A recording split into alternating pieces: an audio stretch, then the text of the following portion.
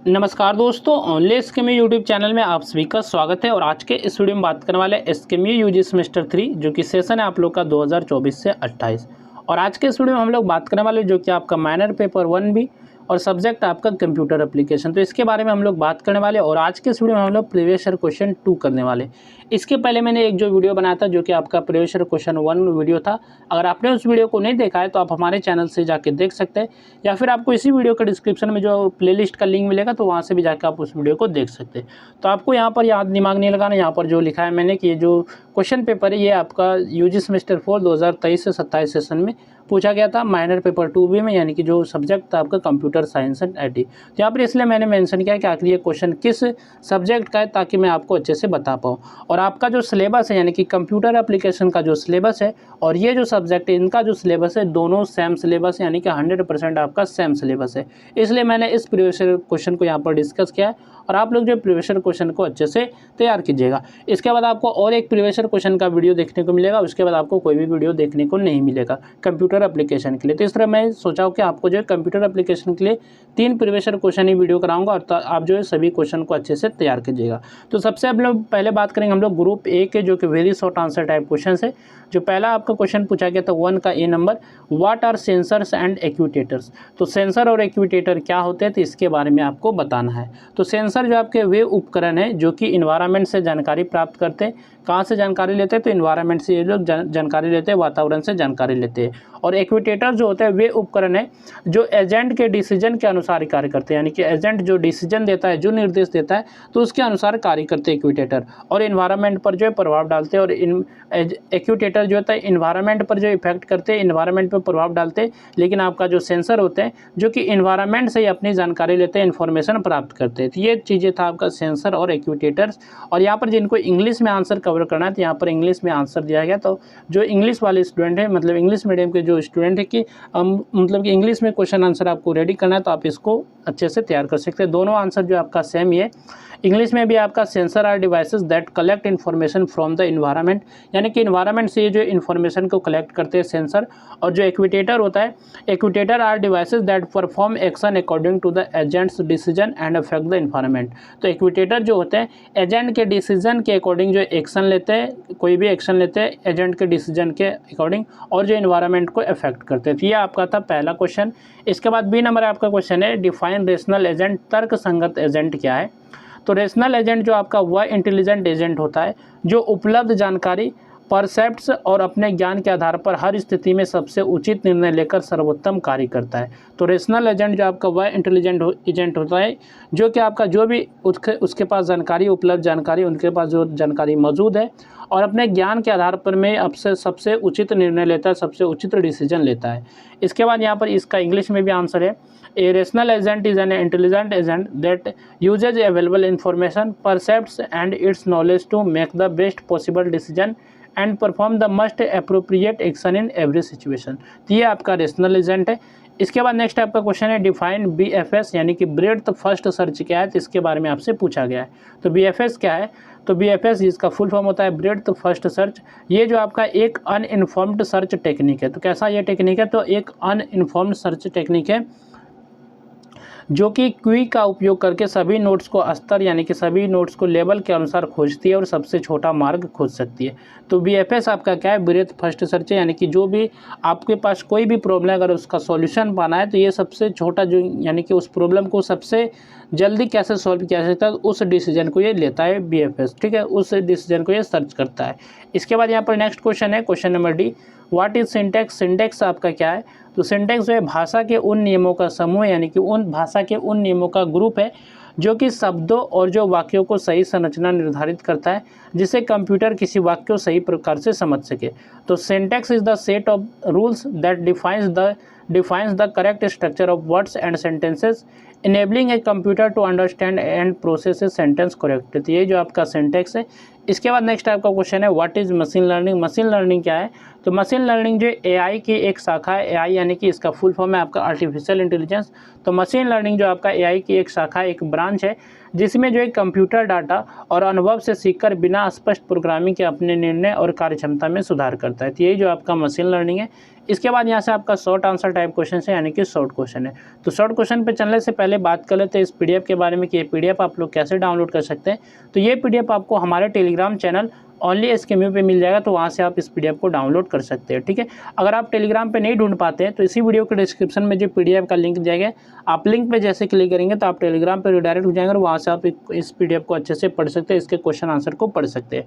तो question number 2 जो कि आपका क्वेश्चन है, describe A star algorithm with advantage. तो ए स्टार एल्गोरिथम को लाभ सहित समझाइए। तो ए स्टार एल्गोरिथम क्या है, इसको जो है आपको जो है एडवांटेज के साथ, यानी कि इसके क्या लाभ है, तो इसके साथ जो आपको समझाना है। तो ए स्टार एल्गोरिथम जो एक इन्फॉर्म्ड सर्च एल्गोरिथम है। तो कैसा ये सर्च एल्गोरिथम है, तो इन्फॉर्म्ड सर्च एल्गोरिथम है, और जिसका उपयोग जो है AI में किसी समस्या का सबसे अच्छा और सबसे छोटा मार्ग खोजने के लिए जाता है। और इनका इस्तेमाल जो होता है किसी भी AI में किसी भी प्रॉब्लम यानी किसी भी समस्या को सबसे अच्छा यानी कि सही तरीके से कैसे उसे समाधान किया जा सकता है और सबसे शॉर्टेस्ट यानी कि सबसे छोटा डिस्टेंस यानी कि सबसे छोटा पाथ खोजने के लिए किया जाता है। और यह जो है एक्चुअल कॉस्ट और जो है हेरिस्टिक कॉस्ट दोनों का उपयोग करता है। और इसका मूल्यांकन जो सूत्र होता है ये होता है फंक्शन FN बराबर GN और जो है प्लस HN। ये इनका जो फॉर्मूला होता है इन दोनों का उपयोग करता है। जहाँ जो आपका GN जो है, GN आपका प्रारंभिक स्थिति से वर्तमान नोड तक की वास्तविक लागत होती है, और HN जो है आपका लक्ष्य तक पहुँचने की अनुमति लागत होती है। और A स्टार जो होता है प्रत्येक चरण में उसे नोड को चुनता है जिसकी FN का मान जो है सबसे कम होता है। और इस कारण जो यह जो है अनावश्यक मार्गों पर कम खोज करता है और लक्ष्य तक जल्दी पहुंचता है।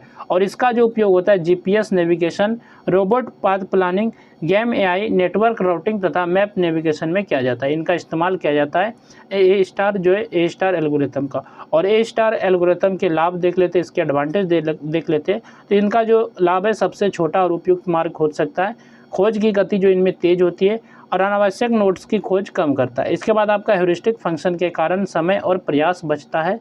इसके बाद आपका नेविगेशन और रोबोटिक्स जैसे AI एप्लीकेशनों में बहुत उपयोगी है।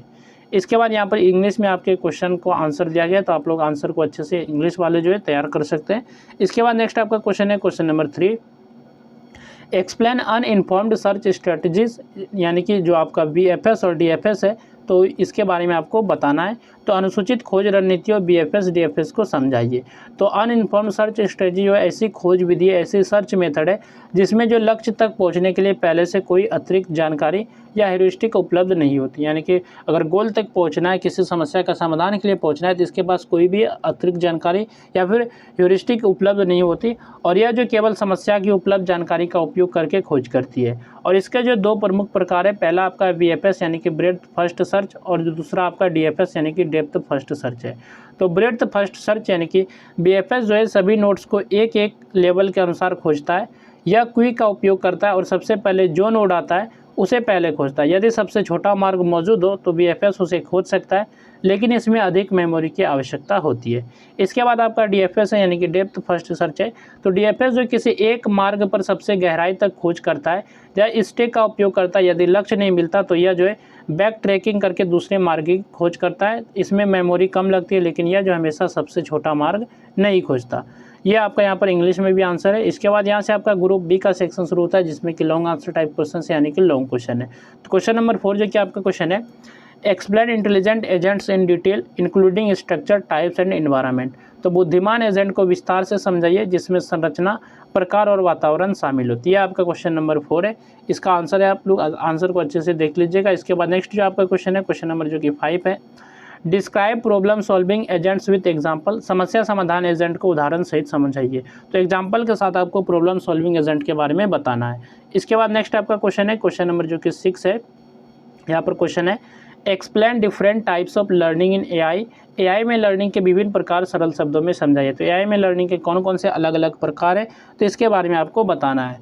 तो इसके बाद नेक्स्ट आपका क्वेश्चन है जो कि क्वेश्चन नंबर जो कि आपका 7 है, explain natural language processing in detail with its component and applications. तो प्राकृतिक भाषा प्रसंस्करण को उसके घटकों और अनुप्रयोगों सहित समझाइए। तो नेचुरल लैंग्वेज प्रोसेस यानी कि NLP को डिटेल में आपको समझाना है, इसके कंपोनेंट यानी कि इसके घटक के साथ, और इसके एप्लीकेशन के साथ यानी कि इसके अनुप्रयोग के साथ आपको बताना है।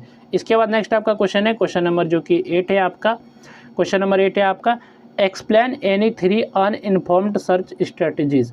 किन्हीं 3 अनइन्फॉर्म्ड सर्च स्ट्रेटजी की आसान भाषा में समझाइए। तो किसी 3 अनइन्फॉर्म्ड सर्च स्ट्रेटजी के बारे में बताना है। तो 2 तो आपका पहले हो गया BFS और जो आपका DFS था, वो भी 2 आपके अनइन्फॉर्म्ड सर्च स्ट्रेटजी थे। आपको तीसरा एक रेडी कर लेना है। तीसरा आपका क्या है, तो ये आपका यूनिफॉर्म कॉस्ट सर्च यानी कि UCS। यूनिफॉर्म कॉस्ट सर्च जो है सबसे कम पाथ कॉस्ट वाले मार्ग को पहले चुनता है। तो ये आपका है आंसर है।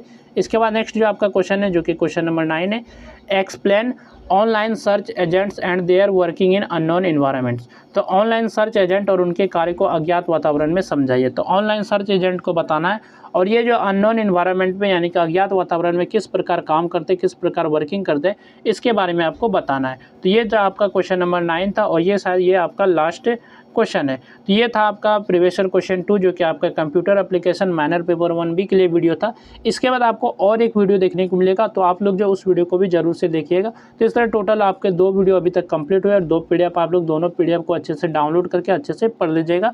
तो चलिए फिर मिलते हैं नेक्स्ट वीडियो में। इस वीडियो में बस इतना ही।